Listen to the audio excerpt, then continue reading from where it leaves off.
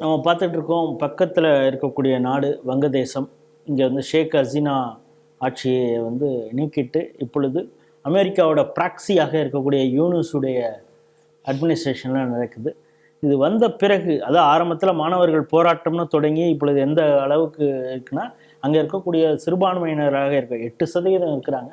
அந்த இந்துக்களை எல்லாம் கொன்றொழிக்க வேண்டிய ஒரு ஒரு அது வந்து ஒரு ஜிகாதிய கடமை அப்படிங்கிறது போல் அங்கே இருக்கக்கூடிய இஸ்லாமியர்கள் செயல்பட்டுட்டு வராங்க. நேற்று மட்டும் 24 மணி நேரத்தில் 3 கோயில்களை தகர்த்திருக்காங்க. இது மட்டும் இல்லாமல் இந்துக்களுக்காக குரல் கொடுத்த சாமியார் கிருஷ்ணதாஸ், சின்மய் கிருஷ்ணதாஸ் பிரம்மச்சாரி, அவரையும் கைது பண்ணியிருக்காங்க.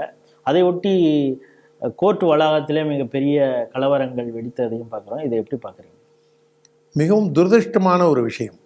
இன்னைக்கு வங்கதேசம்னு ஒரு நாடு இருக்குன்னா, நாம் வந்து கடுமையான வார்த்தையிலையோ இல்லை விமர்சிக்கணுங்கிறதுக்கோ இல்லை ஒரு ஆத்திரத்திலேயோ நான் சொல்லலை. யதார்த்தமானது. ஆர்எஸ் பாரதி வார்த்தையில் சொல்லணும்னா, வங்கதேசம்ங்கிற ஒரு நாடே பாரத நாடு போட்ட ஒரு பிச்சை இது. ஆனால் நம்ம தயவில் உயிர் பெற்று நம்ம தயவில் ஒரு நாடு உருவாகி வந்து இன்னைக்கு நம்மளையே வளர்த்த கடா மாறல பாயுதுங்கிறது இது வங்கதேசத்துக்கு மட்டும்தான் பொருந்தும். இது வந்து அயோக்கியத்தனமான காட்டுமிராண்டித்தனமான ஒரு விஷயம். அந்த சாமியார் கிருஷ்ணதாஸ் தான் எப்பெல்லாம் மழை பிரச்சனையோ, புயல் அடிக்குதோ, எப்பெல்லாம் நேச்சுரல் கலாமிட்டி வருதோ, அங்கே வந்து மத வேறுபாடு இல்லாமல் அனைவருக்கும் அங்கே சோறு பொங்கி போட்டு எல்லாருக்கும் சோறாக்கி போட்டு பசி தீர்த்த ஒரு மகானை இன்னைக்கு சிறையில் தள்ளி குரூரமாக இருக்காங்க. அதுக்கு அவங்க சொல்கிற காரணம், அக்டோபர் 26ஆம் தேதி 25ஆம் தேதிக்கு ஒரு பெரிய பேரணி நடந்தது. அந்த பேரணியில் அவர் கலந்துக்கிட்டாரு. என்னங்க பண்ணுவான்? கோவில் அடிக்க வரான், இந்து பெண்கள் கற்ப சூறையாட வரான், சொத்தெல்லாம் அபகரிக்கிறான், வீடு வாசல்லாம் அடித்து துரத்துறான். தமிழ்நாட்டில் வந்து காசாவில் நடந்தா, அங்கே வந்து பாலஸ்தீனத்தில் நடந்தா, துருக்கியில் நடந்தா, அதாவது கும்பகோணத்தில் இடி இடித்தா கொட்டையூரில் கொடை பிடிச்சானாங்கிற ஒரு பழமொழி மாதிரி இவங்க வந்து எங்கெங்கேயோ நடந்ததுக்கு ஆர்ப்பாட்டம் பண்ணுற இவங்க எங்களுக்கு வந்து இந்த நாட்டில் எங்களுக்கு அமைதியே இல்லை, எங்கள் நாட்டில் பாதுகாப்பே இல்லை அப்படின்னு நல்லா இங்கே வந்து அருமையாக அமைதியாக பாகிஸ்தான், ஆப்கானிஸ்தான், வங்கதேசம், மீதி எவ்வளோ இஸ்லாமிய நாடுகள் இருக்கோ அத்தனை இஸ்லாமிய நாட்டிலேயே இல்லாத ஒரு நிம்மதி பாரத தேசத்தில் நம்முடைய அருமை சகோதரர்கள் இஸ்லாமியர்களுக்கு ஒரு அமைதியான வாழ்க்கை கிடைச்சிருக்கு. ஆனால் ஒரு துரதிருஷ்டவசமாக தமிழ்நாட்டிலிருந்து கூட எதுக்கோ போராடுற இந்த இஸ்லாமிய இயக்கங்கள் ஒரே ஒரு சின்ன கண்டன அறிக்கை, நீங்கள் ஆர்ப்பாட்டம் நடத்த வேண்டாம், ஒரே ஒரு கண்டன அறிக்கை, எங்கள் இந்து சகோதரர்களை நீங்கள் எங்கள் தொப்புள் கொடி உறவுகளை வேணாத நீங்கள் வந்து ஒரு ரோஸ் மில்க்கு கூட நீங்கள் அந்த ப்ரெஸ் மீட்டில் வச்சு கேட்கலாம். நீங்கள் ஒரு ரோஸ் மில்க் பாட்டில் வச்சு இது எதுக்குங்கன்னு கேட்டால், அந்த இந்து சகோதரர்கள்ட்ட நாங்கள் அன்பு கரத்தை நீட்டுறோம் அப்படின்னு சொல்லி கூட இவங்க அந்த ரோஸ் மில்க் கூட இவங்க அந்த மாதிரி ஒரு குறைஞ்சபட்சம் ஒரு ப்ரெஸ் மீட்டு இல்லை ஒரு அறிக்கை அந்த மாதிரி செஞ்சுருந்தாங்கன்னா நமக்கு கொஞ்சம் வருத்தமும் கோபமும் குறையும். ஆனால் இதை வேடிக்கை பார்க்குறாங்க. இது குரூரமாக உள்ளுக்குள்ளே யார் யாரெல்லாம் ரசிக்கிறாங்க அப்படின்னு எல்லார் மனசுலையும் நம்மளால் பூந்து பார்க்க முடியாது. எதிர்கட்சி தலைவர் ராகுல் காந்தி கூட பெரிய கண்டனம் அதான் சொல்ல வந்தேன். ராகுல் காந்தியாக இருக்கட்டும், இல்லை பாராளுமன்ற அகில இந்திய தலைவராக இருக்கக்கூடிய மல்லிகார்ஜுன கார்கேயாக இருக்கட்டும், சோனியா காந்தி கண்டிப்பாக இதுக்கு வந்து ஒரு ஸ்டேட்மெண்ட்டோ ஒரு கண்டனமோ வருத்தமோ கண்டிப்பாக தெரிவிக்க போகிறதில்ல. அவங்களுக்கு உணர்வுபூர்வமாக என்ன அவங்களுக்கு இருக்கு? கம்யூனிஸ்ட் ஏங்க சோனியா காந்தியா சொல்லலைங்கும் போது 21ஆம் நூற்றாண்டின் குரூர நகைச்சுவை. நீங்கள் கம்யூனிஸ்ட் கிட்ட மனிதாபிமானத்தை எதிர்பார்க்கறது, நட்ட ரோட்ல வன்முறையை இது பண்றதா அழித்தொழிப்பு இயக்கம்னு நடத்தி இன்னைக்கும் நக்சல்பாரிகள் பின்னாடியும் மாவோயிஸ்ட் பின்னாடியும் ஒளிஞ்சுக்கிட்டு வன்முறையை தூண்டுற இந்த கம்யூனிஸ்டுகளா மேற்கு வங்கதேசத்தில் இருக்கக்கூடிய நம்மளுடைய இந்து சகோதரர்களுக்காக பாதிக்கப்பட்டவர்களுக்காக குரல் கொடுக்க போறாங்க.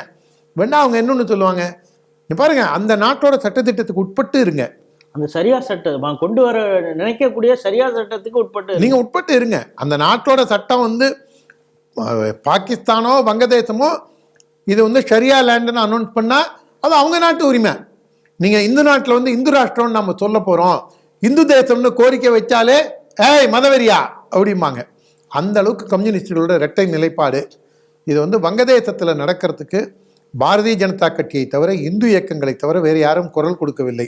ஒரு நம்பிக்கை ஒலிக்கீற்றாக தமிழ்நாட்டிலேருந்து பல்வேறு இயக்கங்கள் தேர்ந்து இந்து முன்னே, விசுவந்து பரிஷத் இல்லாமல் நம்மளுடைய மீனவர் அமைப்பு, தேவர் அமைப்பு, அதோடு இல்லாமல் நம்ம இவங்க இந்திர தேவேந்திர அமைப்பு, அண்ணல் அம்பேத்கர் இயக்கம், இந்த மாதிரி பல்வேறு இயக்கங்கள் கூட்டமைப்பு, ஒரு பெரிய ஒரு 30-40 இயக்கங்கள் சேர்ந்து ஒரு நம்மளுடைய வெளிவிவகாரத்துறை அமைச்சருக்கும் ஒரு கோரிக்கையும் கொடுத்து ஒரு கண்டன அறிக்கையும் கொடுத்துருக்காங்க.